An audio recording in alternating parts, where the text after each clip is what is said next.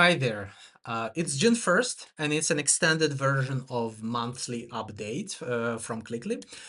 Uh, Before watching this version where I will be making a deep dive, I recommend watching another briefly update, 4 minutes. I will leave the link down there below.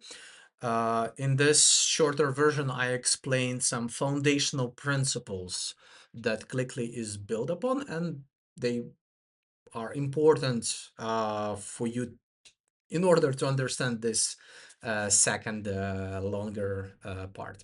So as I said in the previous video, this month in the May, I've been mainly working on the code compiler, and in this previous video, I explained why it's important, but in this one, let me show how it looks and how it works. So as you know, in Clickly, you can do visual edits, you can visually edit anything in an app. You can build UI, you can create custom components, you can create pieces of logic, which are data formulas, action flows, and app state, and they look like this.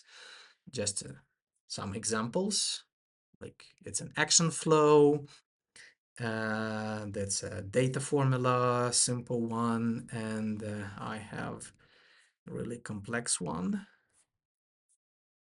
this one. Um, you can see it here. So all these things, they are editable visually, but in order to make the user not logged in into the platform, in order to enforce this idea of actually making it possible, the idea that the creator of an app is an owner, Clickly generates the source code. And this last month, I was working on making this code compiler really fast and stable, and it should support all the features that is possible to create in a visual way. So it exports the code that implements exactly the same look and feel and behavior and everything that you done visually. So you can see it in the code, and maybe if Clickly in any way limits you, uh, it's always possible to download the source code for no additional charge, and no need to spend tokens. The code is generated deterministically and algorithmically, which makes it reliable, high quality source code. And there are different things in this code. First of all, every entity, every concept from your app is exactly corresponds to source code. Even for many things, you can find it in the action menu, open generated source code, or click option C or Alt C. Excuse me. And you can open the source code of this exact screen or component or data formula or action flow. And and also you can press the same option C to jump back. And as you can see here, we have a to-do list, which comes from some query, and we render it and a different state of each item, and it's all here. And the source code is pretty simple, straightforward, and in a way typical. And it generates all the variables in a way that are readable and therefore maintainable. And it generates it TypeScript, React Native, and specifically it uses React Native's framework called Expo, probably the one and the best framework that exists now for React Native. And it uses Expo Router. So every screen is a route here because it uses this file-based concept of Expo Router. And also it generates the components. And for if a component, for instance, has its custom properties that you are, as a developer, as a builder, added them there.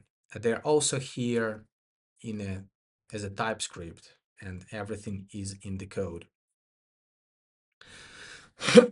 Excuse me. And also you have action flows, which are not ready yet. It's in the process. Data flow, global state variables with some default values. And we have here data formulas that implement different behaviors. Here are some simple, and there are some more complex ones that look like this in a visual way. So sometimes it's easier to read in a visual way, but sometimes you want to see it in general as a code. It also makes sense to have this export to the source code to be able to read, to understand what's going on there. And this is much more complex example. You see a lot of nodes, a lot of stuff going on there. In a visual way, of course, you can preview at any step the data. It's all like in a visual way, very interactive, and relatively easy to build once you grasp a couple of basic principles. But then in the code, you also can see like a bird eye view of the entire code. And also important concept is that Quickly does dependency management automatically, meaning next time, for instance, in a week or 2 weeks, you export the source code, it's highly probably that these versions of the dependencies, packages that are used as dependencies, they will be already updated, like in a central way. So you don't have to maintain this code. So if you export it today, you can re-export it after a month, and some things might change. Version of Expo SDK might be updated.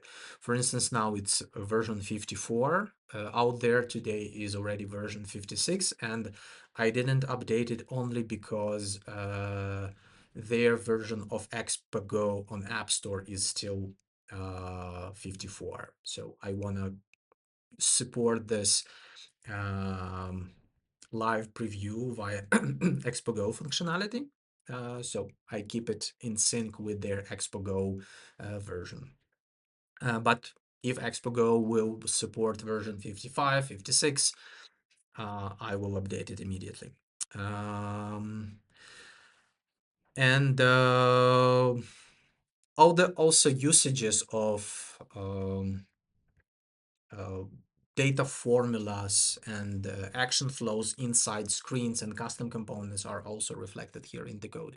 So another interesting also thing wanted to show is that sometimes in the generated code you might see, let's find some example.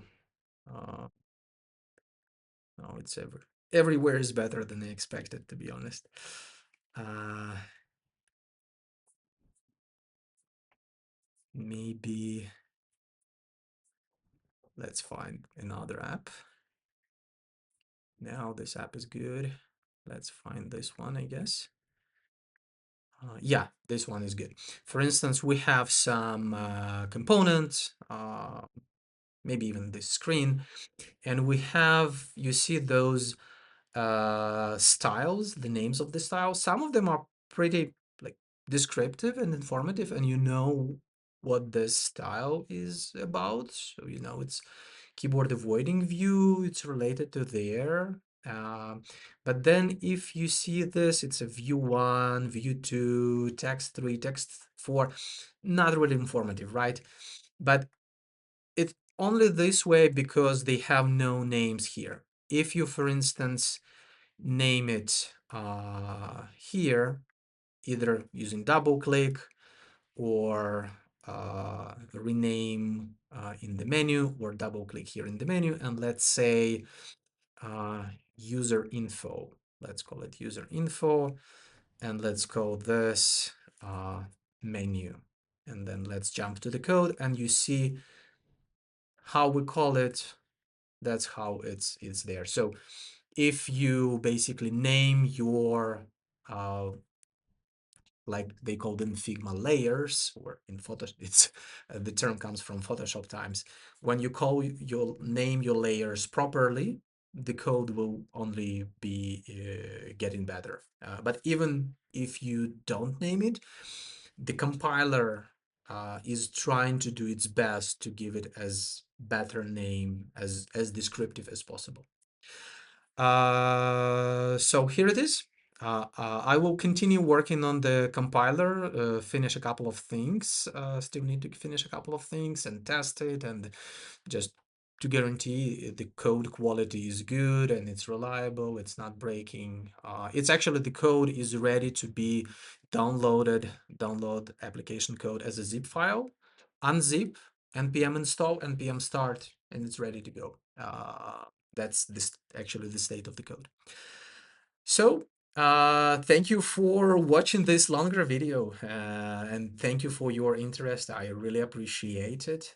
Your support and feedback, they do encourage me. And have a great day. Bye.